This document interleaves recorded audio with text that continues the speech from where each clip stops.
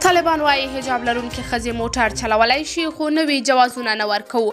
په هرات کې ښځینه موټر چلوونکو ته د لایسنس یا ډریورۍ قانوني جواز د نه ورکولو له رپوټونو وروسته داسې ښکاري چې طالبان نور په افغانستان کې ښځو ته د موټروانۍ نوي سندونه نه ورکوي، خو وایي هغه ښځې چې پخوا یې دا سندونه اخیستي د شرعي حجاب په مراعاتولو سره موټر چلولی شي. نږدې یوه میاشت مخکې په هرات کې د موټر چلونې لایسنس اخیستونکو ښځو ته سپارښتنه شوې وه چې تر امر ثاني د صبر وکړي، خو ځایي طالب چارواکو دا خبرونه ناسم بللي وو.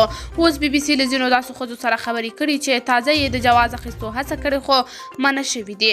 په دغه راپورټ کې مو د ځینو نومونه د هغوی د خوندیتوب لپاره بدل کړي دي.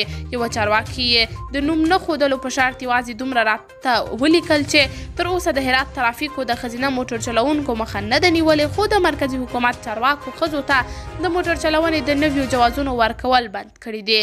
د هرات د امر بالمعروف مشر شیخ عبدالرحمن مهاجر بیا بي بي سي ته ویلي د هرات امر بالمعروف ریاست له لوري ښځو ته نه دي ویل شوي چې موټر دې نه چلوي، ځکه چې په هرات کې ښځې په ډېر ښه حجاب کې موټر چلوي. که دوی شرعي حجاب سره موټر وچلوي نو هیڅ ستونزه نشته.